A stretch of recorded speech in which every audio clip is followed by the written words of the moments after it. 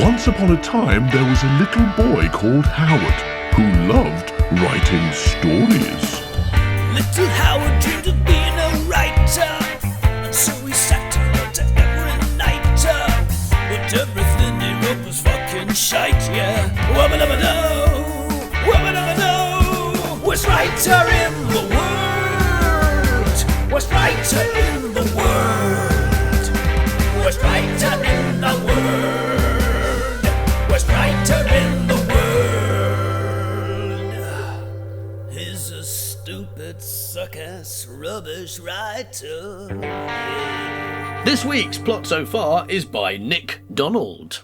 Ohio Grant and Marcus Peabody vanished like midnight smoke. Meanwhile, Rafe Dix drove his bus onto the motorway into an unexpected traffic jam. His passengers were 3 typically atypical school teachers, complete with moustache, cape and not half-moon spectacles, and 18 school kids. Rafe had known these children for less than 3 only hours, but already knew that they were arseholes. He was quickly proven right when a water balloon full of bladder water hit him in the head. Rafe, now both pissed off and pissed on, decided that nudity and profanity were the most appropriate response.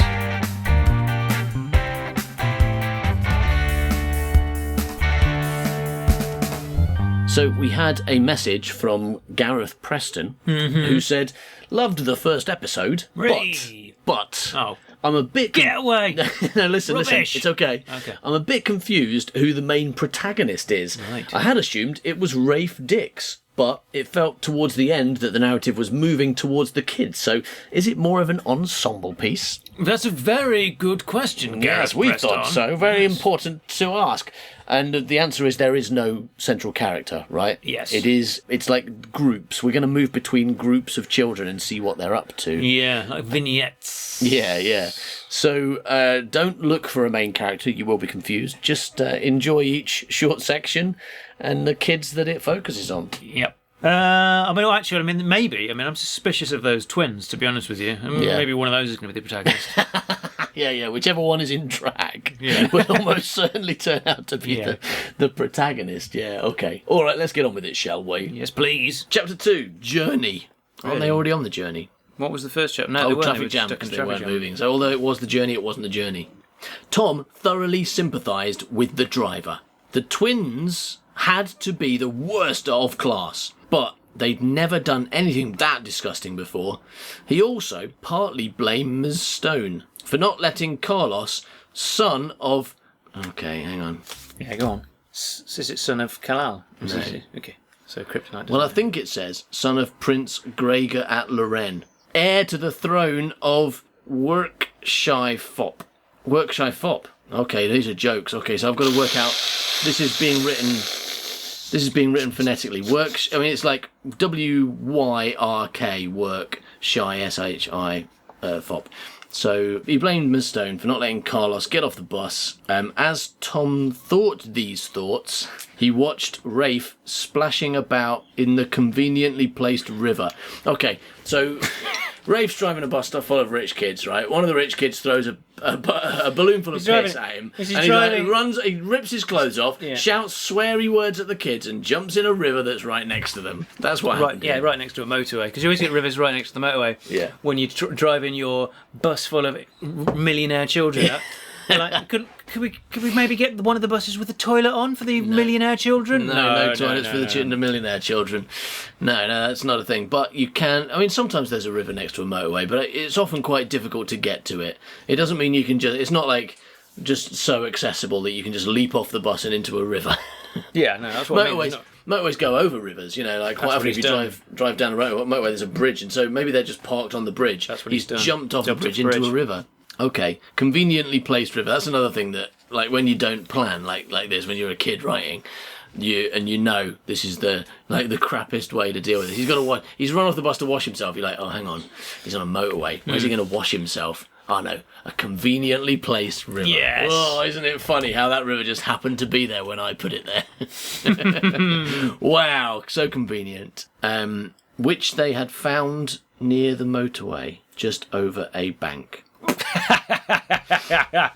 Okay, so this is this I is a think bit they're later. all there. Yeah, I think they're all there. But they've all got off the bus and they've all gone over the bank. Over the bank, Yeah. yeah, NatWest. Yeah. And found a conveniently placed river. Thank goodness, because otherwise they're just walking into the fucking fields or Not that something. convenient, is it? If you've got to climb over a fucking NatWest to get to a river. It sounds difficult. Yeah, that's awful. Just over that NatWest. Give us a ladder. Yeah, here's a grappling hook. Yeah, here's the conveniently placed grappling hook. The inconveniently placed river, which is behind a fucking high street shop. But fortunately, there's some conveniently placed crampons and harnesses so they can climb over it. I don't know how you cope. Are they always that bad? Yes. Indeed, replied Tom. Why do you do it? It's all I know. I couldn't do another job now if I tried. I'm stuck as a teacher to gifted monsters. Oh. Gifted. They're gifted as well as rich. Rich gifted. Well, I mean, same difference, isn't it? No, gifted means They've clever. been gifted loads of cash. Yeah, I mean, that's not what gifted means, but yeah, sure. To gifted monsters. Poor sod. I know I am. Okay, so maybe there's some poor people there as well that are really clever. But that's why it rammed on about how much money Carlos has got. Yeah. Carlos. Carlos. Carlos has got a load of money. No, that's and loads actually of cars. Yeah, your idea of rich is a kind of Colville level of rich, which is not that rich, maybe. No, so, he's got the prince to the heir of the throne of the Workshire fob, isn't he? yeah, but maybe Workshire Fox, maybe that is a made up place. No, it's definitely a made up place. But in the story as well, Okay. he's not. It's just what he calls himself. Actually, they're all really poor. And what's his name? Oh, Carlos. Carlos is the richest of the lot, but he's still not rich enough to have a car. Yeah, or a toilet. yeah. So they're on this crappy bus. Yeah, I mean, rich people don't piss in balloons, do they? No. Well, I don't know. They do, but they don't have to. they choose to. Okay, right, And then throw it at poor people, probably. Yes. Well, that's exactly what they're doing. yeah. The poor bus driver. This is just a regular day for rich people. balloon, throw it at the poor man. Yeah, it's just normal.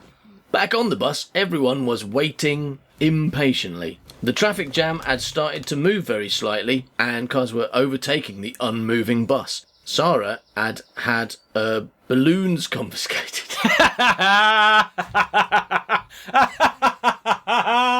Yay! Euphemism time. Sarah had had her balloons confiscated. Oh, yeah, come on. I'll I'm- confiscate them off her. I'm sorry, I'm going to have to confiscate your balloons. Give me a balloon. Get them out. My dad says you're not allowed to do that anymore. Look, I am. So I need to take all the girls' balloons, actually. All right, so she'd had her balloons confiscated, and everyone had been allowed off. Well, Mrs. Stone will be able to tell the difference between Sarah and Cara now, won't she? One of them hasn't got balloons anymore. Okay, so all of them have been allowed off to go and relieve themselves. So they've all gone and pissed up the bank. Wanked off. Against That's the a bank. little Yeah. sexual relief. Okay. Now, I think when you say relieve yourself, usually that does mean weeing. If you say, excuse me, I'm going to relieve myself, I don't assume you're going to go for a wank. Yeah, but if the teacher's just got Sarah's balloons out, I might go for a wank. Okay, well, make your own mind up, listener, what happened. Rafe sat down at the wheel, closed the bus door, and started up the engine. At the back of the bus, the children were discussing recent events. The ages of the 18 children varied greatly. Because that's what happens at school, isn't it? No, but greatly though. Like some of them were 6. That's the youngest we know, and some of them were like 59. That would be greatly, wouldn't it? Yeah, that's a big variety in those children's ages, yeah. The 59-year-old child Yeah. was playing with a yo-yo. Mr. Fluck. Oh, come on, get your balloons out, Cara. Now, from the youngest of 6, being Carlos, to the oldest of 14, who was called Jenny, because she's physically mature. Remember that? yeah, She's she the one is, with isn't boobs. she? Yeah. Well, Jenny, Sarah used to have boobs until they confiscated them. yeah. That's why it doesn't say it in her character listing, because right at the beginning she gets her boobs confiscated. All right, so Jenny was a good-looking girl. Beautiful, many had said. She was quite tall, with long black hair, which her friends of the same age envied her for, because it was Because wonderful. they were all bald. No, because She's got hair. It's so sexy.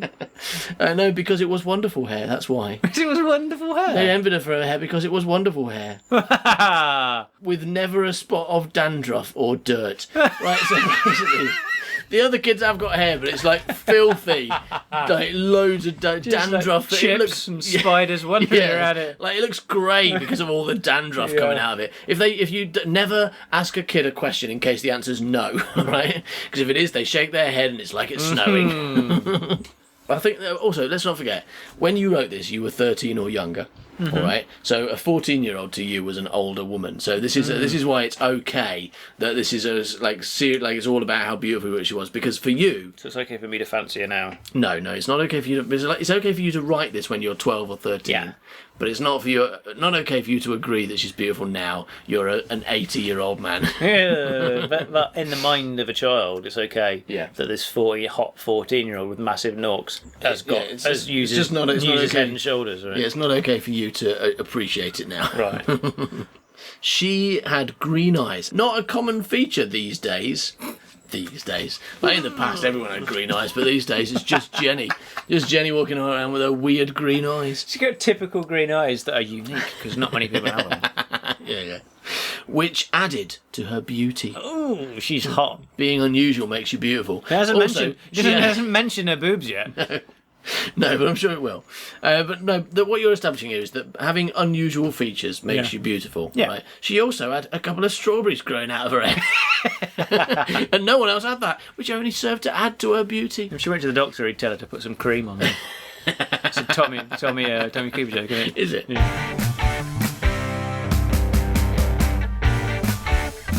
Okay, so we've met Jenny, the physically advantageous Yeah. Jenny. Was And she when you- physically what?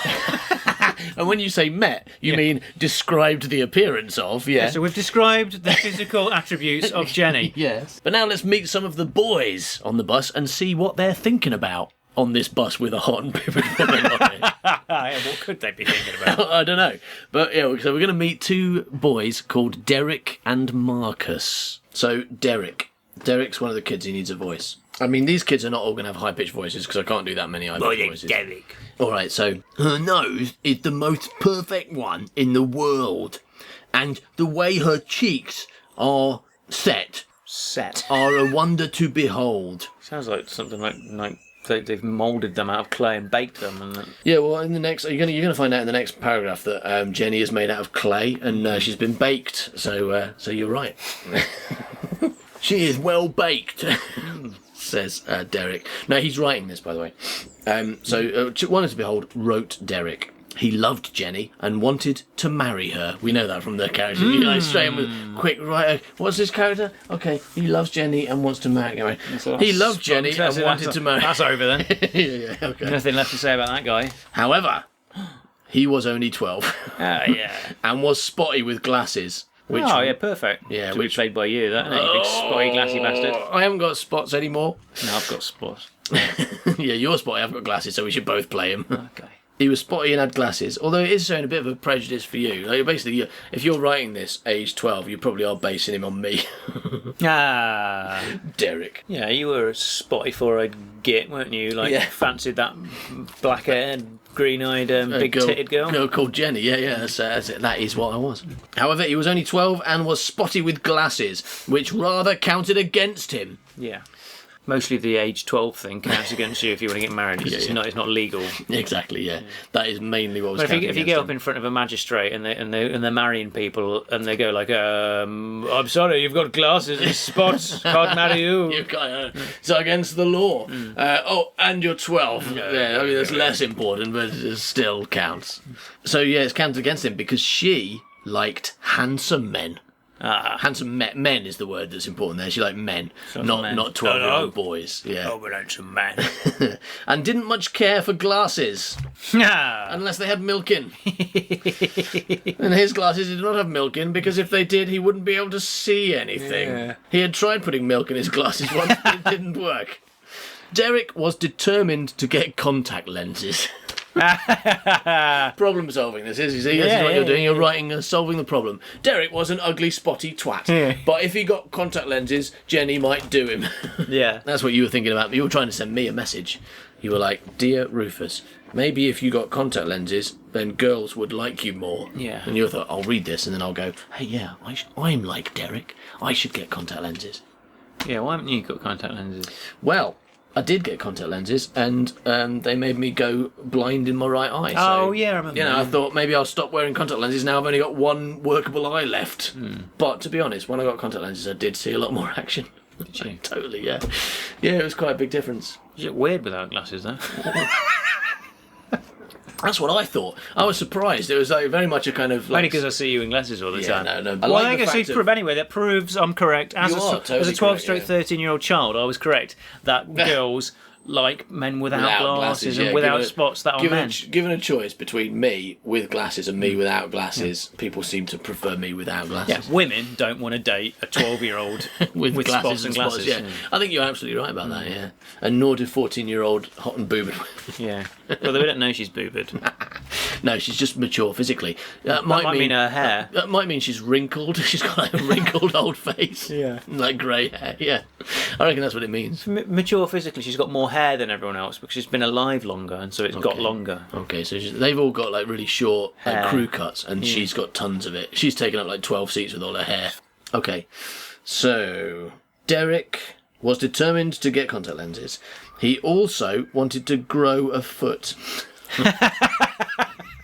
She doesn't like men without legs either, does she? She fucking No, he's hates. got legs, he's just got no feet. Okay. He's just got stumps, yeah. He's I'm going to grow a foot. She doesn't like pirates.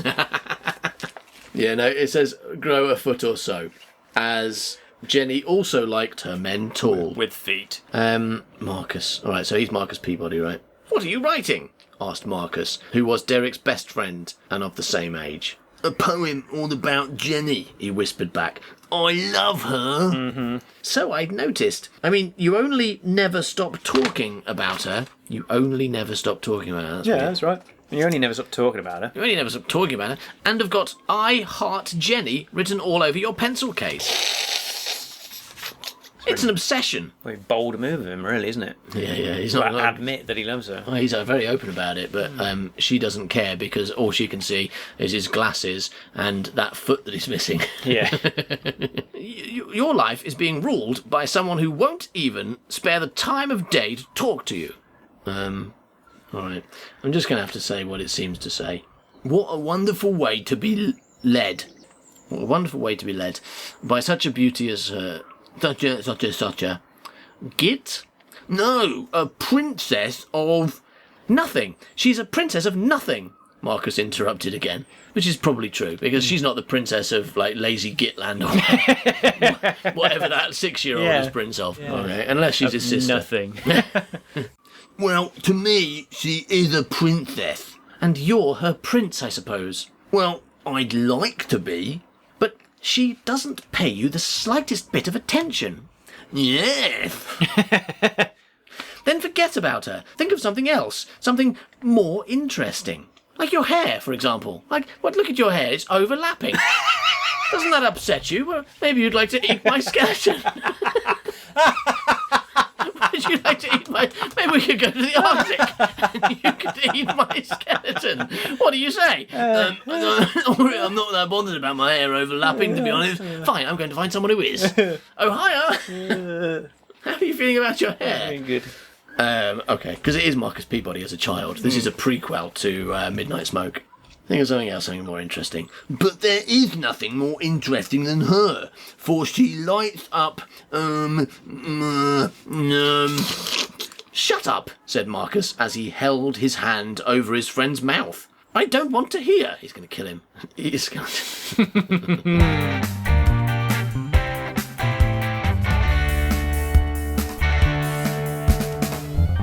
Right at the back seats, there were 5 people seated. Brilliant. A waiter was giving them a menu. Now, Jenny was amongst these. She was talking to Nigel. Nigel was short also, but he was good looking and wore no glasses. Yay. You're such a racist. Such a glasses racist. I hate you. And also, I mean, I was your main friend with glasses, right? I mean, who else did you know with glasses? This is just you going, Rufus is an ugly git. I don't wear glasses. Most people Girls didn't wear like me. glasses, right? I mean, Most people did. didn't, right? No, most people didn't. Yeah, it was rare. Yeah, so Nigel's not alone in not wearing glasses. No, he's not the only one, but he's good looking as well. Just you, isn't it? Yeah. I'm Derek, everyone else is fine. But Nigel's short, but he's good looking and wears no glasses, so 2 out of 3, not too bad. He was attempting to grow a moustache. What, there and then? Yeah. And he wants to become headmaster. No. Now, he was attempting to grow a moustache and fancied, not loved, fancied Jenny. He was a flirt. Although it looks like it says he was a flint, so maybe I'm wrong. Yeah. He was a flirt and had an arm around... Oh, right. yeah. He was a flirt and an arm. And another arm. And 2 feet. He's got the feet. Yeah. Yeah, he's got all the relevant bits. Absolutely. He was short, but he had the right number of feet. He had an arm around Jenny and the other around Amy, who happened to be seated on the other side of him. No, obviously. Yeah. Who was on a different bus. He'd given her his arm. That's why he's got an arm. Yeah, here, take this. His other arm was with Amy somewhere else. These were the girls he liked best. Mm-hmm. Jenny, 14, and Amy, 12. He himself was 13. Oh, yeah. Sandwich. All right, so I need a voice for Nigel. Nigel Planer, then. Hey Wayne, we are brothers. Even though our mothers were different, they were the same. Right. Though really... My dad's teaching me to drive. Yeah. He was also a liar. Amy. She's Scottish because Amy Pond. You're too young, exclaimed Amy. I'm 13. You've got to be 17. So, everyone thinks I am 17, Wayne. Right, Jenny. That's a matter of opinion, suggested Jenny. Suggested. That's a matter of opinion, suggested Jenny. Well, it's a matter of opinion, isn't it? It's true. I've even got a car of my own. Really? Asked Amy, her urses widening. Urses? I think it says eyes. Okay. But I mean, it totally doesn't. Look at that. Yeah, look, eyes. Urses. Her urses widening. Really? Asked Amy, her urses widening. Of course. What type is it then? Said a less enthusiastic Jenny. It's a Porsche. So he has got cars, so Carlos hasn't got cars and he's got cars. Well, that's why his name's not Carlos. Yeah. Yeah, they've all got cars, Yeah. except Carlos, who's super rich but isn't allowed cars. Apart from all his cars. Yeah, they're in trust. Yeah. All right. Well, what else would do? Jenny uttered, unimpressed. Whoa! Exclaimed Amy. That's great. She said as she moved closer to Nigel. She means it. Whoa!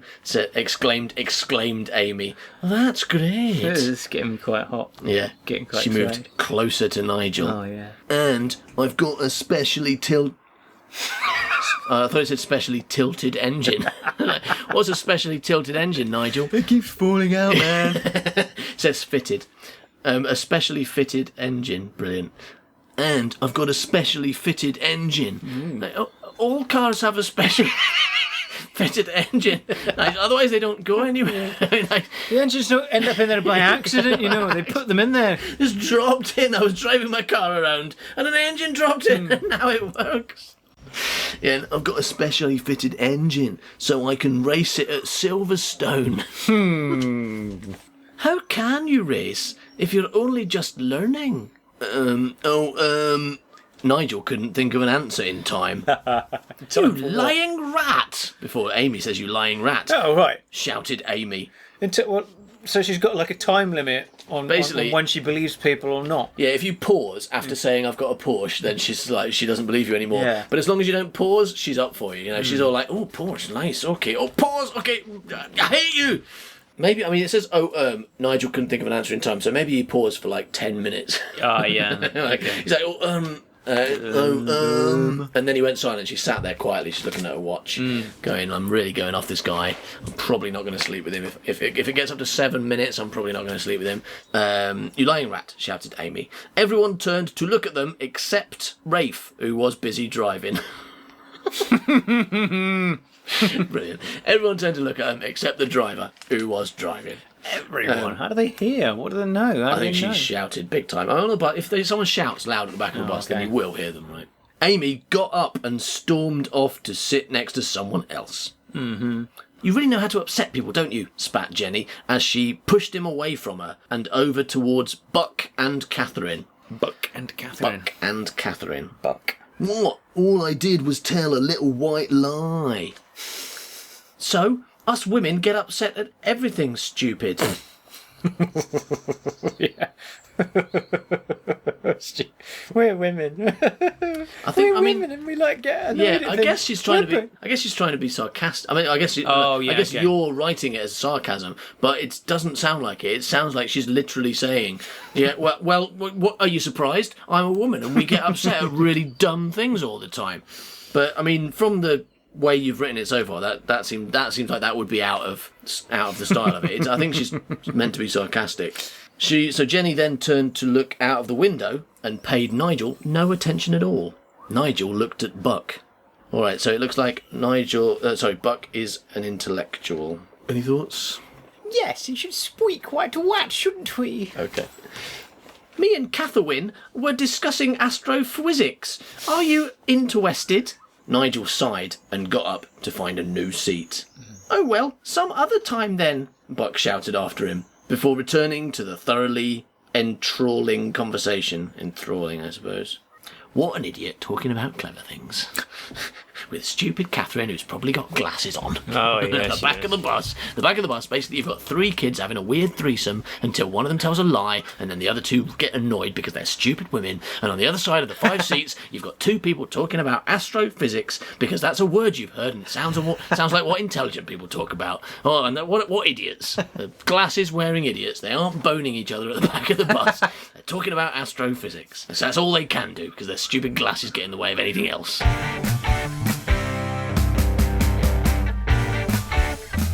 So Nigel failed with those 2 girls he was trying to get it on with at the back of the bus. So he's given up. He's walking up the bus to go and sit with someone else. Yep. But halfway there, there's an obstruction, someone in his way. It's Tommy. Get off the floor. Said Nigel as he stepped over Tommy, who was clad in full war dress and was crawling along the aisle with a grenade in his mouth. All right, things have taken a weird turn. All right. Wow. I mean, it's Nigel still. He's just got off the back of this bus that's going to the seaside with a load of kids. And now there's a soldier crawling along with a grenade in his mouth. And that's difficult, right? Because grenades are big, like, egg-shaped things. Yeah. You know, I mean, you've got to have a pretty big mouth to hold one of them. Thanks, where Also, you've why got- would you do that? Probably holding a pin in his That's mouth. dangerous so, like, if the weight of the grenade comes off. I mean, no one's ever held a grenade in their mouth until this story. That has never happened in any I don't know, situation. Arnold Schwarzenegger probably puts them in his mouth. I'm sure doesn't they pull the pin with their mouth, but no one Right. holds them with their mouth. They're massive things. he? Yeah, they're pretty good. Anyway, so Tommy, not Tom, because that's the teacher, but Tommy. Yeah, that's what Tom, the teacher, calls himself when he's in his army gear, crawling on the floors.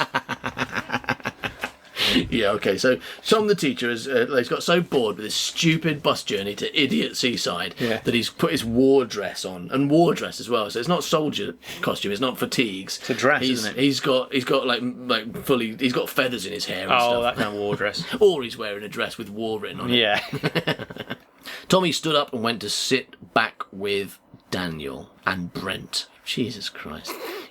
18 children. That's what you went. Oh, how many children shall I have? I know, I'll have 18. They can all have names and they can all have a part in this. Because one day, 20 years later, I'm hoping that Rufus will have to read this. It'll be really difficult for him. He's only got 5 voices he can do. Alright, so Tommy stood up and went to sit back with Daniel and Brent. Brent was talking about the bus with Daniel. Yeah, brilliant. Great conversation. Good to see you. It's got wheels. Yeah. I like Will. Alright, so Brent... Okay, Scottish, Irish, and Welsh. Can't do This Welsh. should be fun. So we'll do... Yeah, you can't do Scottish or Irish either. Don't worry about I it. can do something passively, vaguely recognisable. Yeah, that's why your Welsh is going to be really fun. You might just be really I good can't at remember Welsh. what Irish I sounds mean, like. you don't know what a Welsh accent sounds like. You've only heard mine, so you probably think you can't do Welsh because you can't do what I do. But what you do might I actually can be do Welsh. what you do. I can do exactly what you do. That's do what I that mean. then. I can't do Welsh. Alright, so you'd think they could afford to hire a decent bus. If not buy one. I mean, look at it. It's crap. The seats are torn. There's litter all on the floor. He said, And there's no as he toilet. Yeah. as he pointed to something he had thrown there earlier. Ah. Good joke. And you think they could afford more than one TV? Oh, hi, Tom. Did you complete your mission? Tom. It's Tom now, so he's not even Tommy. He's just... Taught me. Just two Should we characters. thorn You him? can't write a story where there's not two characters who have the same name. At least. There's got to be at least two with the same name somewhere. All right, so Tom. Will, I got spotted.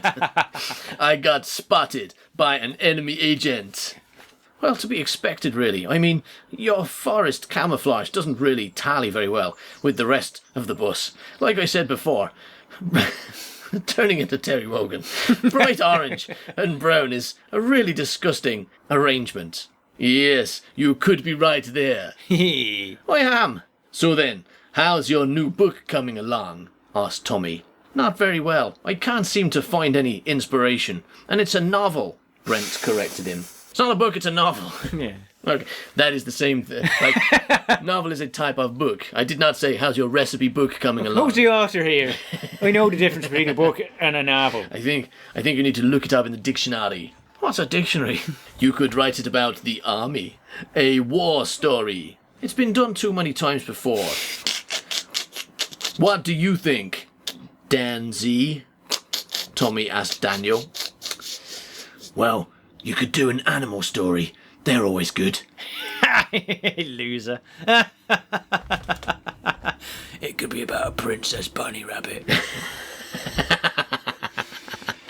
Yeah, can you just not ask you? What about three squirrels? That's always good. Who have a tea party and they'll really like each other and talk about friendship. Oh no, why did we ask Dan Z? Okay. But it's hardly original, is it? Marcus, who happened to be sat behind the threesome with Derek, leaned over the seat. I have a suggestion, he remarked. Oh, yes, inquired Brent, who was very interested. I'd appreciate someone older's suggestions. Well, said Marcus very seriously, you could, he started to laugh. You could write about the state of present-day buses. Marcus screamed with laughter and fell on the floor. Fit. Yeah. The three of them and Derek stared at him. Marcus continued to scream with laughter. By now, several others were watching him. Marcus looked up, still laughing, and saw everyone staring. Call me an ambulance, he said. I'm not laughing. Something terrible's happening to me. Please help. They all stared at him and thought he was an idiot. No, he's sorry, he said, as he stood up, still laughing. Bad joke, he offered as way of explanation. Sorry, he said again, as he seated himself back down next to Derek.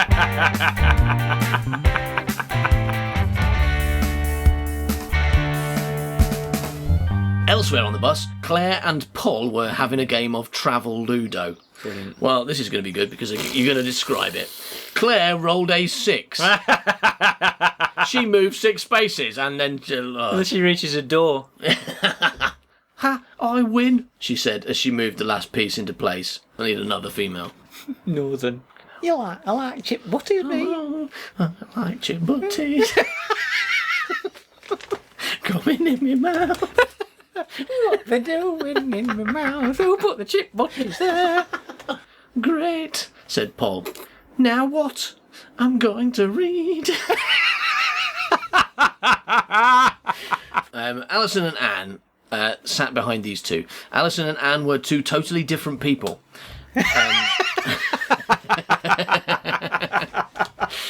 Thanks. And not like even Siamese twins. But like, Does that mean that, like, so far people haven't been? they're just actually all personalities in one person's Yeah, head? there's just this crazy bus driver who's lots of children. Yeah, he's a crazy bus driver, and there's 2 real kids on his bus, and he's up the front having a conversation with himself. They're terrified because he's captured them. Yeah. There's this crazy man They who's talking tried to himself. escape by throwing a balloon full of piss at him, but he just incorporated it into his delusion. Yeah. No, they were 2 totally different people. While Anne was a loud-mouthed cow, Alison was a very quiet and timid girl who was terribly shy and not very good at meeting new people. Okay, then you don't need to put a weird voice then, do you? You just need to do Donna Noble for the loudmouth one, and then just a timid voice in comparison. Oh, I've got my timid one. I know. All right, so Anne says, "I'm a temp" before everything. Yes. I'm a fucking temp. Right, and the other one sounds nervous. Okay. That one. Yeah. So you're not very good at meeting new people. Not that Anne was too good. She would have only known them for a short time before she spread it across the room that this person had constipation. So that's just her habit. Every time she meets anyone new, she's like, I've got fucking constipation. Doctor Who. Yeah. Just looking at I'm her a watch, temp. looking at her watch, waiting for 2 minutes. 2 minutes have passed. I got fucking constipation, Doctor Who. Yeah. Okay. What's up with you? The somewhat ugly Anne asked Alison. The somewhat ugly Anne. That's not how you write stories, is it? That's not like, It is how I write them. yeah, I have okay, done. no, absolutely. It is how you. You've got proof right in your hand there. That's true. Feel sick, whispered Alison back. Oh, fucking temp. Miss Stone, Alison's going to be sick. Sick, screamed Sarah. Puke, screamed Cara. I bet there'll be carrots, shouted Sarah. Cool. There's always carrots. Oh, fucking temp. Don't be crude, yelled Anne. There always are, cried Cara. Shut up, all of you, shouted Jenny from the back. Just because you've got a birthmark on your backside, which is a sign of strength, doesn't mean you can boss us about, yelled Anne in reply. It's gone surreal, hasn't it? It's gone super surreal. It's like Anne's gone crazy. Right? That famous sign of strength, having A birthmark on your backside. And such a natural line. Just because you've got a birthmark on your backside, which is a sign of strength, doesn't mean you can boss us about, yelled Anne. Can you imagine yelling that line? You can imagine Donna and Nova doing it, yeah. No, but also with the kind of like the dependent clause that where you have to kind of pause and you'll go just because you got in the first one you can go just because you got a fucking birthmark on your backside, which is a sign of strength, doesn't mean you can boss us about. It's really odd. Birthmark on her bum? Screamed Marcus and fell to the floor laughing. Marcus has just got. He's got some weird, like laughing epilepsy. It's like, you know, instead of having an epileptic fit, he has a weird laughing fit when he gets stressed. You had no right to say that, shouted back Jenny, who was now upset. And your fucking belly button sticks out, screamed Anne louder than ever. Jenny started to cry. Jenny started to cry. That was an accident. Jenny started to cry. It says cry, that's my mistake. Quiet! Bellowed Rafe, louder than all those before him. There was a dead silence, which was suddenly broken by Marcus, who could hold back his laughter no longer. Belly button that sticks out! He laughed. Will someone eat please bash that kid's head in with a hitting stool. Someone get the hitting stool out of the back, bash that guy's head in and then eat his skeleton, please. Flying kids. I'll do it, said Ohio Grant. Yeah. Belly button that sticks out, he laughed. The bus pulled up and stopped, and Alison, accompanied by Ms. Stone, got off the bus. Jenny also stormed off. Ms. Stone re-entered and stared at them all. You will behave, or you won't go to Spain. Oh, they're going to Spain. Sorry, Miss Stone. Sorry, everybody, came a chorus from the back, followed by more laughter from Marcus, the insane 50-year-old man who, for some reason, was on this bus with them. Some hours later, the bus was moving again, now a faster speed. Rafe had taken them off the main motorway to bypass any more traffic jams. It was getting dark outside. I don't think we'll reach Plymouth tonight. There's still a good many miles to do, Rafe told Tom. Well, we're trouble that Tom and Tom Baker Doctor. Oh, well, we can He's got the word wells in it. stop at a hotel or something for the night. Yeah. We've got a lot of money to spend. Basically, we got that 6-year-old kid's money. Yeah. Carlos has got loads of money. I stole it all before we came. I also stole all his cars and changed his name. This morning he was called Carful. Yeah. Now he's Carlos. Right, we'll try some as soon as we hit the next town. They've just not planned it. They've just got on a bus. Yeah. They've got on a bus. They haven't bought any tickets or anything. They've just gone, let's go to Spain. And they're driving to Plymouth in the hope that boats go from Plymouth to Spain. I mean, they probably do. It's the right kind of area. Is it? Okay. Yeah, but still, it's weird. It is weird. So, the bus was quiet now. Nearly everybody had fallen to sleep. Arthur, however, was wide awake. We haven't met Arthur yet, have we? No, I don't think we've met Arthur yet. Arthur was 9 and had inherited his father's looks. He was fat and not exactly a pretty face to look at. I think we know who this character is. Okay. He was presently stuffing his face full of chocolate bars. Arthur Benchley, yeah, his father, Gret. Yeah. Stuffing his face full of chocolate bars and other unhealthy items of food. Arthur had brought more suitcases than everyone else. Like it's a competition. How many suitcases have you got? 3. How many have you got? 4. How many have you got? 57! All full of chips, right? Yeah. That's the thing. Yeah. Gret does not travel light. That other guy was One. eating a grenade earlier. That's far more unhealthy, isn't it? Yeah, that's true. So, the truth was that 2 of them contained nothing but sweets and chocolate, and the other 18 contained chips. 18. I added that. These were for the boat to Spain, and he intended to buy more when he got there. He sat on his own because he didn't really get on very well with the others. Doesn't say he needed 2 seats. If he's Gret Binchley, he needs about 8, right? Yeah. He sat on the roof. Yeah. He didn't really get on very well with the others. He never did any work at all. Just sat around and wasn't very nice to people. Oh. He does sound like Gret Binchley. He does. Lazy, fat, and horrible. Yeah. Right? This is Gret Binchley. Yeah. He didn't have many friends. I think you already said that. He didn't have any friends a minute ago. He didn't have many friends, but he didn't care. He had his food. That was all that mattered.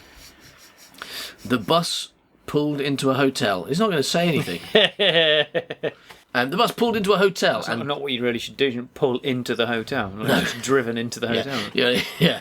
And Rafe's probably asleep as well. Yeah, and Tom said, we better go to another hotel that hasn't got a bus sticking out of it. End of chapter 2. Will spotty, four-eyed loser Derek win the heart of his true love, Jenny? Will Arthur share his cake with the other kids? Will Sarah get her balloons back? Find out next week on the Worst Writer in the World! Worst Writer in the World! Worst Writer in the World! Worst Writer in the World! Here. Yeah. At the end, we introduced a character called Arthur, right? Yeah. Right, 2 suitcases full of cake, Yeah, and we likened him to someone called Gret Binchley. Gret Binchley, yeah. Well, who is Gret Binchley? Well, Gret Binchley is the star of another show we do called Gret Binchley Private Eye, which is also available for free from the British Comedy Guide, in which me and you, Howard, we write a detective story 1 chapter at a time. We take it in turns, with no idea what's going to happen next. Very good, that does. It is pretty good. And if you haven't heard it, you should listen to it now. And it's totally free, yeah? It's totally free, unless you wanted the much extended audiobooks, which you can get from our website, manbycow.com. Hey, why don't you listen to this trailer? Now available from manbycow.com. It was hot, stupid, and rubbish, thought Greta TT. The Gret Binchley audiobook trilogy. If you had kept your sausage in your own mash and away from my sister's egg and chips, she'd still be here, you absolute chin banana. Book 1. Gret Binchley and the Adventure of the People Turning into Books. Knockers! With over 2.5 hours of unheard extras, including Gret Binchley and the Adventure of the Deadly Murderer, the definitive and absolutely true story of how Gret developed his fear of pies. In a life that featured no family and only one friend, Gret could always rely on the comforting companionship of one thing: lunch. And his foster mother, Ted Weiner, always packed him exactly the same thing in his metal Grizzly Adams lunchbox.